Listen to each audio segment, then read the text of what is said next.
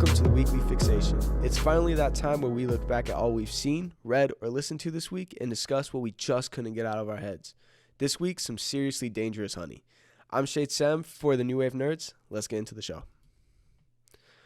The Beekeeper, director David Ayer, released in 2024. One man's brutal campaign for vengeance takes on national stakes after he is revealed to be a former operative of a powerful and clandestine organization known as Beekeepers. All right, let's look at the cast. Jason Statham, of course, as you could see by his bald head. Amy Raver Lampman, Bobby Nattery. I'm not too good with names. Josh Hutcherson. We all know our boy. Jeremy Irons, David Witz, Michael Epp, and Taylor James. Oh, and Gemma Redgrave. She was pretty important too. So of course Jason Statham is our lead character in this movie. It's an action movie. It's casual for what Jason Statham usually does, considering all of his roles. I don't hate Jason Statham. It's just I don't think he's phenomenal,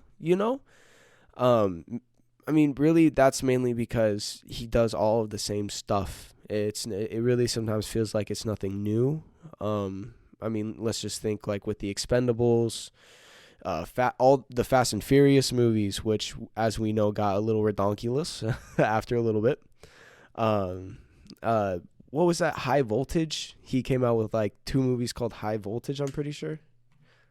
Let's take a look. And those were just, I watched the first one. The first one was crazy. The Meg movies, the Meg 1 and 2, which is pure action, of course. Operation Fortune. Yeah, I love action movies as much as the next dude, but sometimes, it gets a little tiring if that's the only thing you do. Just maybe try something a little new every once in a while, So that's what this movie mainly felt like. It just felt like every action movie I've ever watched. And honestly, it felt like just John Wick. It really did.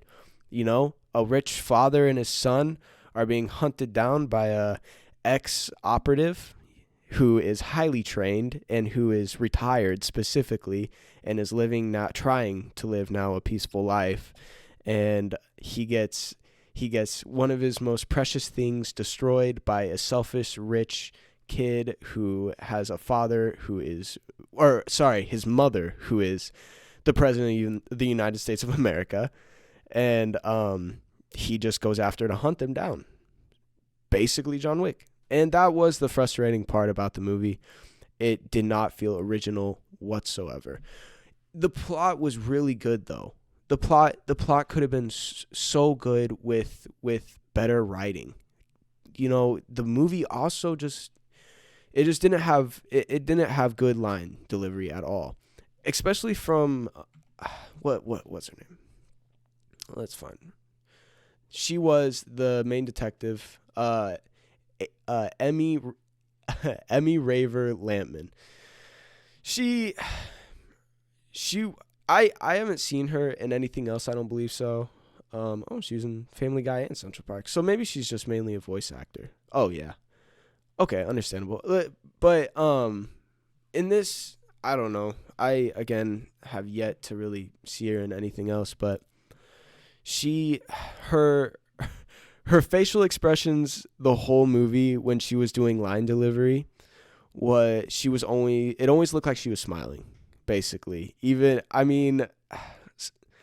there's a pretty hard scene with that should emotionally destroy someone in the moment with her, and she's like trying to cry, but it look like, it looks like she's trying to cry, but her mouth looks like she's smiling.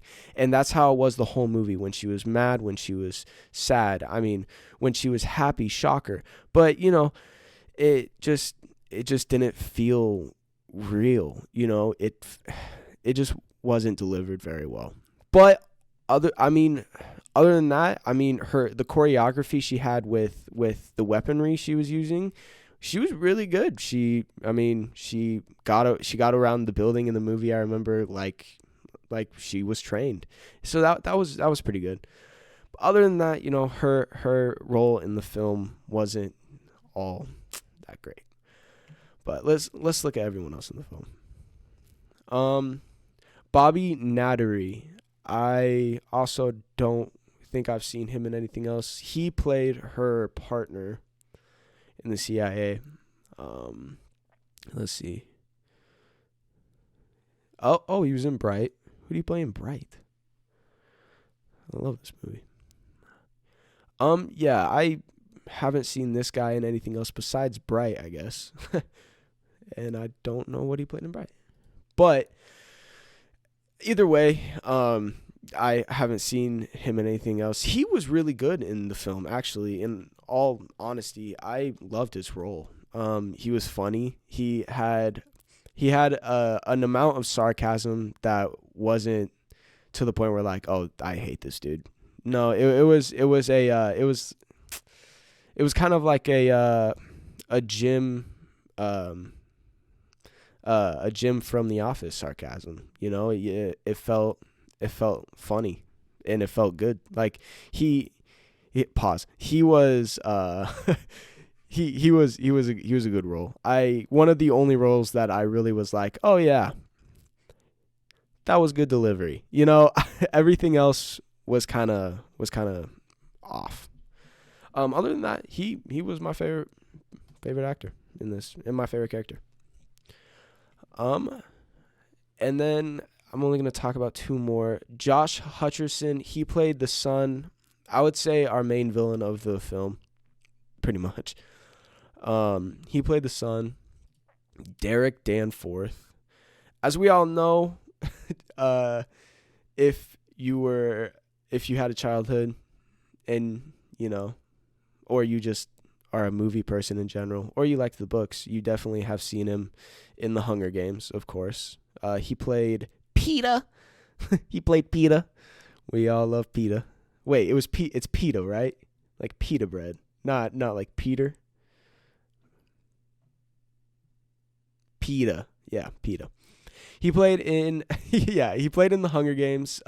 His most recent role, besides the Beekeeper, was Five Nights at Freddy's, which right now is very big in the game world. Everyone's loving that movie, especially my sister. But it doesn't look like it's rated too well. I watched it. I thought it was actually pretty good. As we know, a lot of game films can be pretty video game movies can be off. Like it's a here and there every once in a while. We can go from Assassin's Creed, which was, I'm pretty sure, released in like 2016, but we can go from Assassin's Creed, which, as we all know, was not the best, all the way to, Fallout, the new Fallout show, which is getting a second season because it's really highly rated. And from what I've watched so far, because I've started it, is really, really good. Which in that they stay close to the game. But I'm not going to get too much into that. That's for a different review. We're definitely going to get into that one later on. But yeah. So Josh Hutcherson, I'm hoping I say that. I hope I'm saying that right. Yeah. Nothing else to really say about him. He was good in this movie a little bit. His line delivery was off too. It was kind of here and there with everyone's line delivery. All right. And the last person I'm going to talk about is Jimmy Irons. Whole movie I was watching this, I was trying to figure out what else I saw him in, but I just couldn't. Oh, Batman vs. Superman, Dawn of Justice. He was Alfred. That's right. I completely forgot about that. And he was in Assassin's Creed. I'm sorry for dogging on that, man, but it was not good. He was in The Lion King too. He played Scar. Okay. So, yeah. Okay, yeah, okay. He was, I mean, he actually gave the best I changed my opinions. He gave the best uh performance in this film, in all honesty. He really did. Like, you know, he actually acted like he cared about the film. I mean, I'm not saying they didn't care about the film. It's just they could have, I mean, they could have delivered it a little better. But I mean, he honestly, I mean, this probably was like a cakewalk for him, because he's done some many great films. So I bet you he read the script of this and he was just like, oh shoot, this is gonna be a little practice run. So I mean, it didn't seem like it was too much of a stressor for him, because, well, he did good. He did real good. I mean, that's all I got to really say about him. And I think that's all I'm really gonna say about the actor portion. But um, the film. Let's talk about, I guess, the choreography, because that was something that I really did like. I mean, it's an action film, so we gotta talk about the action. um, the fighting was really well put out. You know, Jason Statham, I'm pretty sure he's already trained in martial arts, and he was kicking butt the whole movie. So not surprising there. There was a lot of scenes, of course, with military and SWAT, and I mean, the actors did really, like, they had good choreography. And like I said at the start, our main detective, she had really good choreography with that. They all moved well and fluent. It felt real, like it was good. Like, it was really good. And most of Jason Statham's fighting scenes are hand-to-hand combat. They don't I think he doesn't shoot a gun until like the end of the film, which is surprising, but then he just goes off. So that's so if you want to just skip forward, you can see him just go off. Pause. But yeah, I mean, the choreography was not lacking, shall I say. But I mean, it is an action film. CGI, I mean, there wasn't really like much CGI in this film. I mean, the only CGI I can really think of that I really noticed was the bees. Like, there wasn't really much CGI I guess you could do in this movie. Of course, there's probably more, but I didn't recognize it. So I mean, all in all, I'm gonna say the CGI was pretty good. The only thing I noticed was the bees. Yeah, I mean, I don't know. When I was watching it, I was out of 50-50 with it, trying to figure out if I like this movie. Maybe I'm going to give this movie points because it just feels, it's fun, but at the same time, there were times where I just wouldn't be interested in this movie, or something would happen and I would just think it's stupid. Like, there's this scene in the movie, spoiler alert, not really important, but there's a scene in the movie where Jason Statham has I'm pretty sure he has a knife. No, he has a hammer in his hand, and he's getting ready to kill this dude, and then he sees a chain hanging from the ceiling, and he's in a rush. Like, he's got to rush through it. He's got to get out of there. And he sees a chain hanging, and he's got a perfectly fine weapon right there. And he's like, you know what? Screw this hammer. I'm gonna choke this dude with this chain and waste time while everyone else is getting killed. Like, here, let me do this quick. It was just times like those where I was just like, really? Like, I get you wanted to make it more violent, but you could do some stuff with the hammer, like you didn't have to prolong that kill scene. And it was just a goon. It was just a goon. Wasn't no main villain at all. So, I don't know. It was just stuff like that they didn't really need to focus on, and they could have just simplified a little more, and yet they still could have made it look good if it's simplified. So and there are many other examples I have for that point.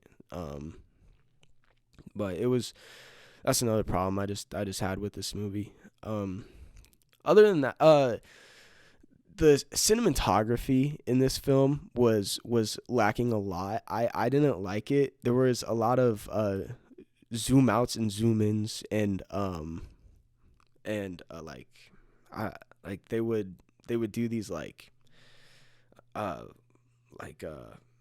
slide shots, like really fast slide shots, and it was just like, okay, I mean, it's kind of it kind of takes it away from the scene, but I guess it was directed by the guy who directed Suicide Squad, so you could really see a lot of his